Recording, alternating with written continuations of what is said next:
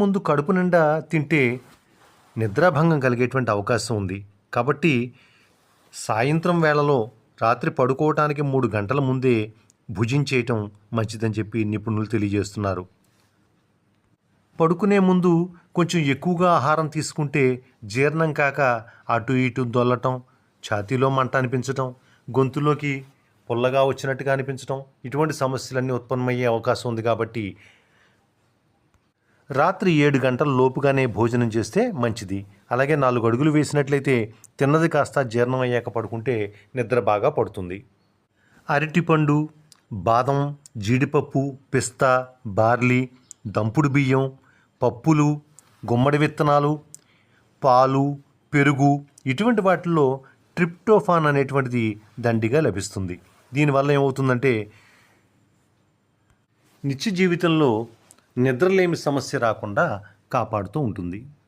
మన కంటి నిండా నిద్ర పట్టడానికి ట్రిప్టోఫాన్ బాగా ఉపయోగపడుతుంది. అంటే దీన్ని ఒక ఎమైనో ఆమ్లంగా చెప్పుకోవచ్చు మనం. ఆహారం నుంచి లభించేటువంటి ఇది మెదడులో ఉండేటువంటి సెరటోనిన్, మెలటోనిన్గా మారుతుందన్నమాట. ఈ రసాయనాలు నిద్రలో కీలక పాత్ర పోషిస్తూ ఉంటాయి. త్వరగా నిద్ర పట్టడానికే కాకుండా రాత్రంతా చక్కగా గాఢంగా హాయిగా నిద్రపోవటానికి ఈ మెలటోనిన్ అనేది తోడ్పడే అవకాశం ఉంది. మనకి ఆనందం, సంతోషం కలగటానికి దోహదం చేసే సెరటోనిన్ ఈ నిద్ర, ఈ మెలకువల తీరును కూడా నియంత్రిస్తున్నట్టుగా తెలుస్తోంది. అలాగే చక్కటి నిద్ర పట్టాలి అంటే ఎక్కువ సమయం సెల్ ఫోన్కి, టీవీకి అతుక్కుపోవటం మంచిది కాదు. అలాగే క్రమం తప్పకుండా శారీరక వ్యాయామం చేయటం వల్ల నిద్ర నాణ్యత పెరుగుతుంది. అలాగే పడక గదిలో చక్కటి, చల్లటి, నిశ్శబ్దమైనటువంటి వాతావరణం నిద్రలేమి రాకుండా చూస్తూ ఉంటుంది.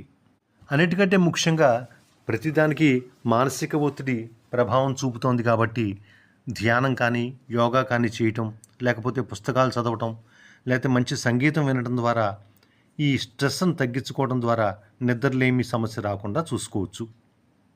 అలాగే ప్రతిరోజు ఒక క్రమశిక్షణతో ఒకే సమయానికి పడుకోవటం, అలా మేల్కోవడం కనుక అలవాటు చేసుకున్నట్లయితే ఈ నిద్రలేమి సమస్య ముప్పు దరిచేరదు.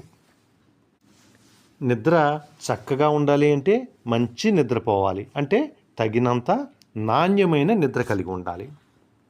నిద్రలేమి సమస్య కనుక ఇబ్బంది అయినట్లయితే, వెంటాడుతున్నట్లయితే అది అనేక ఇతర అనారోగ్య సమస్యలకు కూడా దారితీసేటువంటి అవకాశం ఉంది. ఎవరైనా దీర్ఘకాలంగా కానీ, ఎక్కువ రోజులు కానీ నిద్రలేమి సమస్యతో బాధపడుతూ